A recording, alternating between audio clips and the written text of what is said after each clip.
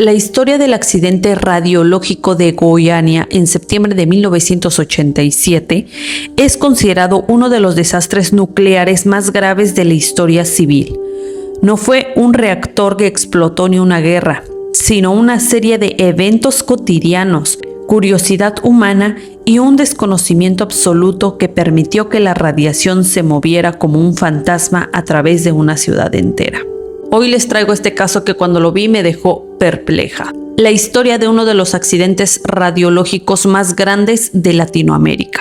Toda esta historia inicia con dos recolectores de chatarra, como solemos llamarle en Latinoamérica a las personas que se llevan el fierro que ya no se utiliza.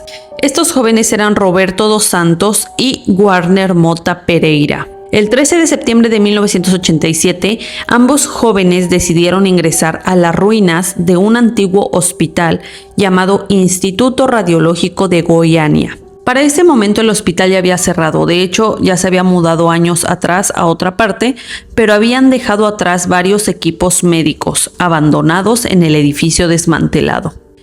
No había vigilancia real. El lugar era para los habitantes de la zona simplemente un edificio en ruinas.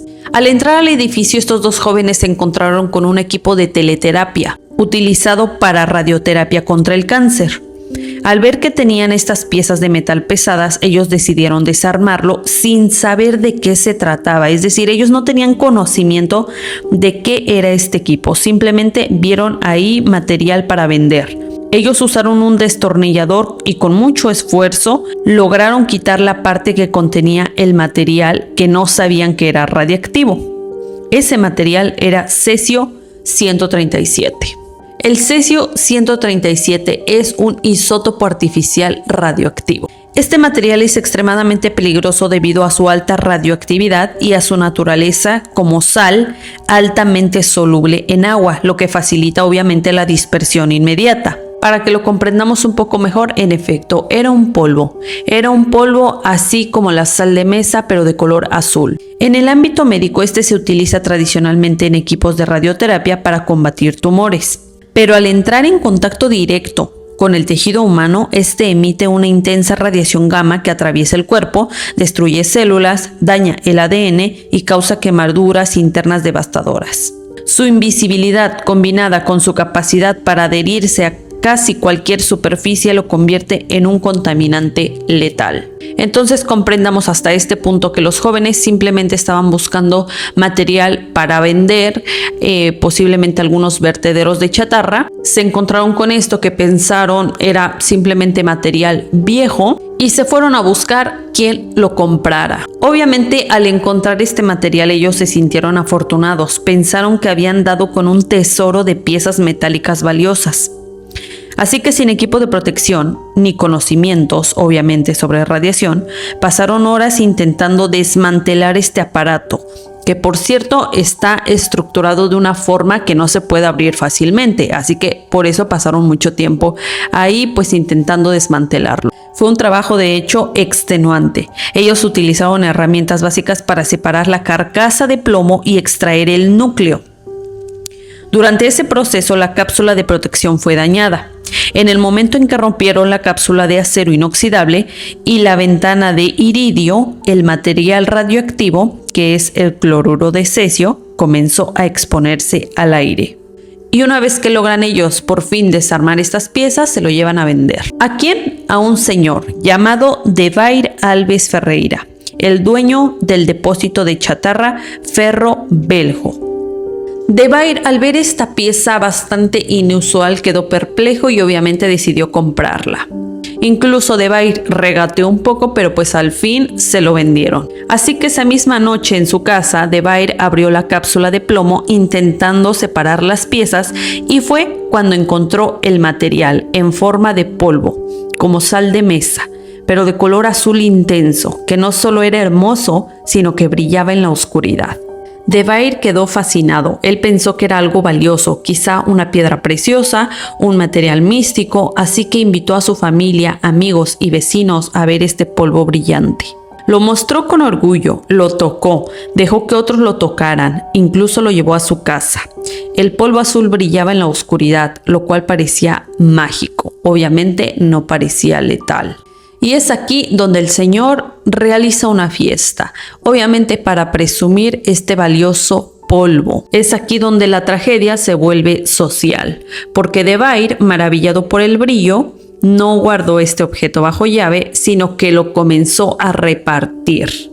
Debye comenzó a invitar a sus amigos. La gente tocaba el polvo, se lo pasaba de mano en mano y se maravillaban con la luz. Algunos creyeron que se trataba de una sustancia de buena suerte, así que se untaron este polvo en la piel, en los brazos, en la cara, como si fuera purpurina o como si fuera algún tipo de maquillaje. En efecto, la casa de Debye se convirtió en el epicentro de la tragedia. La contaminación comenzó a adherirse a todo, a muebles, a ropa, a utensilios de cocina, al suelo y finalmente a la piel de cada persona que estaba en contacto con esto. La esposa de Debye, llamada María Gabriela Ferreira, comenzó a notar que las personas que visitaban su casa comenzaban a enfermarse gravemente, pero ella también estaba contaminada. Los síntomas comenzaron leves, como vómito, mareos, pero poco a poco se fueron agravando.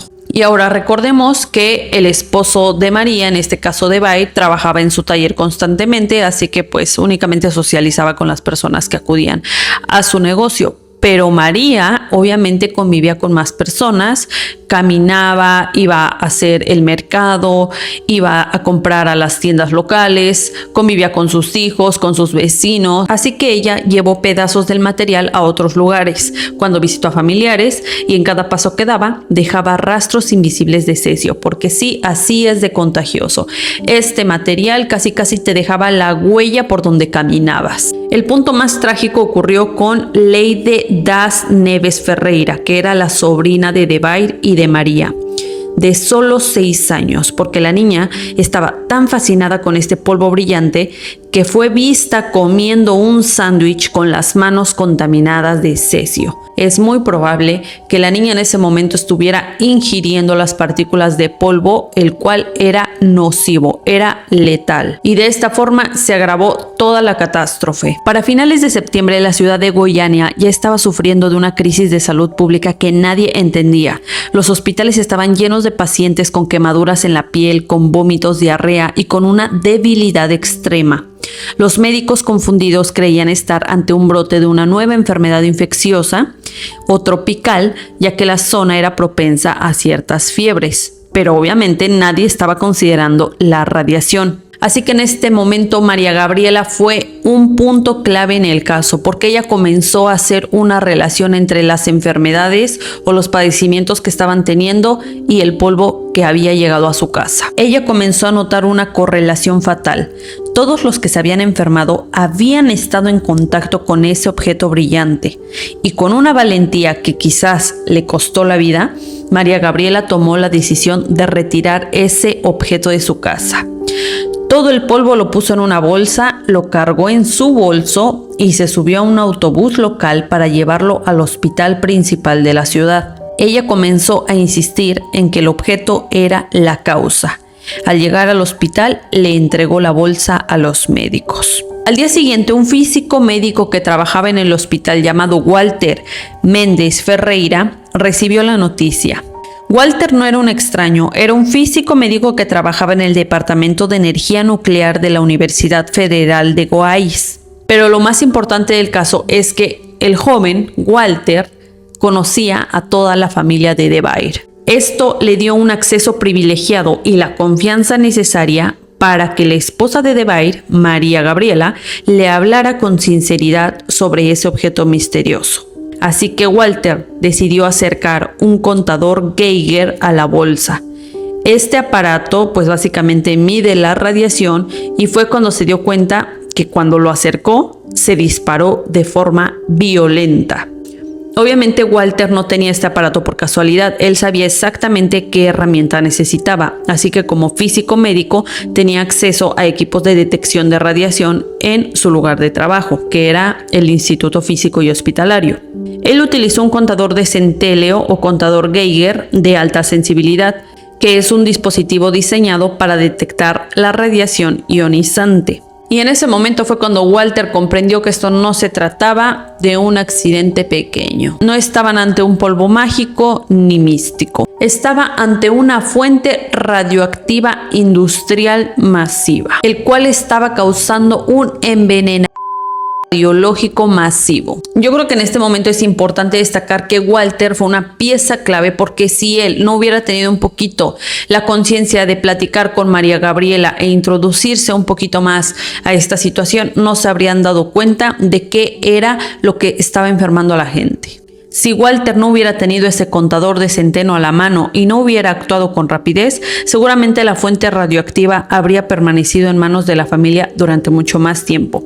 Gracias a él, las autoridades pudieron obviamente identificar la fuente, rastrear el camino de polvo desde el autobús hasta los hogares y comenzar a limpiar, a ver qué iban a hacer con todo este desastre. Cuando las autoridades se dan cuenta de lo que está pasando, la escala de contaminación ya era incontrolable. El material ya se había extendido a través de la red social, es decir, familiares y amigos de DeBaer que se habían llevado el polvo a sus propias casas, además del sistema de basura, porque mucho material contaminado había sido tirado a la basura común. Además de esto, en el negocio del señor DeBaer, el material se movió de un depósito de chatarra a otros, mezclándose con toneladas de metales que luego fueron transportados en camiones a otras ciudades. Por otra parte, el autobús en donde María se llevó este polvo también estaba contaminado, como también el entorno en el que vivían, es decir, calles, aceras, el sistema de alcantarillado de la zona residencial de DeBaer.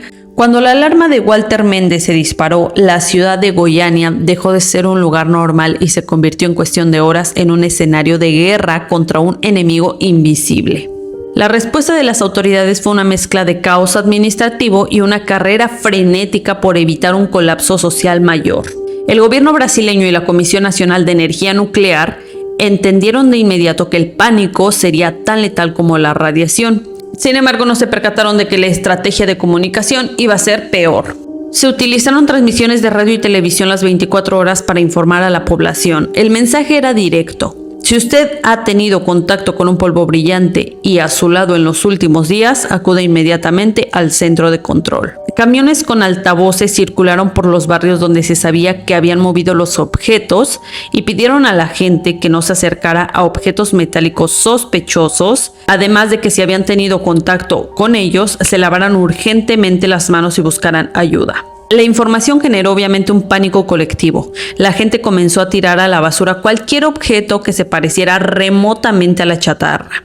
Esto, irónicamente, esparció más la contaminación al llenar los camiones de basura de la ciudad con materiales potencialmente radioactivos. Así que con todo esto, obviamente el gobierno necesitaba un lugar a donde trasladar a todas las personas para que pudieran tener, una limpieza profunda. Así que eligieron el Estadio Olímpico de Goiânia como el centro de triaje principal. Se instalaron detectores de radiación en las entradas y para esto miles de personas se formaban en filas bajo el sol con el miedo a saber si el resultado del contador marcaría limpio o contaminado. Esta escena era digna de una película apocalíptica. Si el aparato no sonaba, la persona era enviada a su casa tras una descontaminación básica, pero si el aparato detectaba radiación, la persona era apartada inmediatamente. Muchos de estos ciudadanos fueron despojados de su ropa ahí mismo, la cual era confiscada y destruida, y se les entregaron uniformes de papel o prendas de repuesto desechables. ¿Y a dónde fueron estas personas? Obviamente no los pusieron juntos, ellos eran divididos dependiendo del nivel de contaminación. Aquellos que mostraban niveles altos de contaminación o los primeros síntomas del síndrome de irradiación aguda fueron trasladados al Hospital Naval de Marcílio Dias en Río de Janeiro, que estaba mejor equipado para manejar este tipo de emergencias. Los ciudadanos de Goiânia, incluso aquellos que dieron negativo, fueron rechazados por el resto del país, ya que en las carreteras que salían de la ciudad, los lugareños pedían ver certificados de salud. Además de esto, los hoteles de otras ciudades se negaban a hospedar a personas que venían de Goiânia. Este fue un aislamiento social casi tan cruel como la enfermedad misma. Muchas de las familias tuvieron que abandonar sus casas por voluntad o a fuerza porque habían estado en contacto directo con el material. A ellos se les alojó temporalmente en instalaciones gestionadas por el gobierno, pero el impacto psicológico de perder todo, desde sus casas hasta sus posesiones, negocios, fue devastador. Durante esos días la ciudad vivió una psicosis radioactiva. La gente evitaba pasar cerca de los centros de salud, a pesar de que la radiación no se transmite por contacto casual como un virus, sino por el material físico que era el polvo. Las autoridades para ese momento tuvieron que luchar no solo contra el cesio, sino contra el terror que provocaba el desconocimiento. Fue en ese momento en que la burocracia estatal se vio superada por la realidad humana. Imagínense que estaban en un estadio con miles de personas siendo escaneados por hombres con trajes blancos, mientras su ropa, que era en ese momento su única posesión, era arrojada a un barril de residuos peligrosos. Las autoridades además tuvieron que declarar zonas de exclusión. Se demolieron casas enteras, se retiró el suelo de las calles, se confiscaron cientos de vehículos y se destruyeron miles de artículos personales. Ropa, muebles, juguetes que estaban brillando radioactivamente. Todo ese material fue enterrado en contenedores de hormigón sellados. Pero la radiación obviamente no se detuvo en las personas. Se descubrió contaminación en alimentos, frutas, verduras, carne que habían sido manipuladas por personas contaminadas. Además, los entierros se convirtieron en un problema de seguridad pública porque los cuerpos emitían radiación, lo que los obligó a usar ataúdes de plomo sellado. Después del primer mes de exposición ante este material, fallecieron 4 personas. María Gabriela Ferreira, Lady Das Neves, que era la niña de 6 años que se había comido su sándwich con este polvo, y 2 empleados del depósito de chatarra que desafortunadamente habían manipulado este material. Sin embargo, cientos, si no es que miles de personas quedaron marcados por esta tragedia. La estigmatización fue brutal. Los ciudadanos de Goiânia fueron rechazados por el resto del país. Los autobuses de otras ciudades no querían entrar a Goiânia. Los productos provenientes de ahí fueron boicoteados por miedo a la radiación, y lo que hace que el caso de Goiânia sea una lección histórica es la fragilidad del conocimiento. Este fue un accidente provocado por la pobreza, por la necesidad de buscar chatarra para comer, la curiosidad humana ante un fenómeno físico que, por ser bello, porque brillaba, parecía inofensivo. Esta contaminación no se desencadenó por una mala intención de las personas, sino por el simple hecho de ser humanos, es decir, llegar a una fiesta a la que te invitaron, compartir con ellos, visitar, tocar, llevar a casa objetos que ya estaban contaminados. Básicamente el cesio 137 es un elemento invisible. Este se convirtió en parte de la infraestructura, la ropa, el cuerpo de una comunidad entera antes de que alguien comprendiera que bajo el brillo azul se escondía una sentencia de muerte. Esta fue la primera vez que el país se enfrentó con un evento de tal magnitud, con un desastre radiológico a esa escala dentro de un entorno civil, lo que obviamente obligó a las autoridades internacionales a replantear completamente los protocolos de seguridad sobre el abandono de los equipos médicos, porque en efecto, ¿qué hacía esa máquina abandonada en ese lugar? Se supone que este tipo de máquinas tienen que ser contabilizados estrictamente, tienen que estar ubicados constantemente, pero esa máquina fue abandonada por alguien, ya sea por un equipo médico o por el instituto que debe estar a cargo de estas máquinas. Alguien tuvo esa responsabilidad. La pregunta que sigue es si hubo algún tipo de responsabilidad para alguien. La respuesta obviamente va a generar mucha frustración, ya que en casos de desastres por negligencia, la justicia a menudo parece insuficiente comparada con el dolor causado. Recordemos que De Baer se quedó sin su esposa, así que él y su familia restante fueron tratados por la justicia como víctimas del desconocimiento y de la negligencia de otros, porque la ley entendió que él no tenía forma de saber lo que esa máquina tenía ni el peligro que entrañaba. Básicamente la responsabilidad legal cayó en el Instituto Radiológico de Goiânia y los médicos que eran responsables de esa clínica. El proceso legal fue largo, fue muy complejo, para muchas de las víctimas y familiares fue decepcionante. El error básicamente de los dueños de la clínica fue mudarse, dejar atrás el equipo sin tomar ninguna medida de seguridad, sin notificar a las autoridades pertinentes sobre el material que había ahí, no sellaron el edificio. Fue una omisión total a sus deberes legales. Al final fueron declarados culpables de homicidio culposo. Sin embargo, las penas no fueron lo que la sociedad esperaba, porque en el sistema legal brasileño de esa época y debido a la naturaleza de los cargos, estas penas a menudo se tradujeron en medidas alternativas como multas o servicios comunitarios. De hecho, durante años los abogados de las víctimas lucharon para que se reconociera la magnitud de la responsabilidad de los dueños, argumentando que su abandono deliberado de material nuclear fue un acto criminal.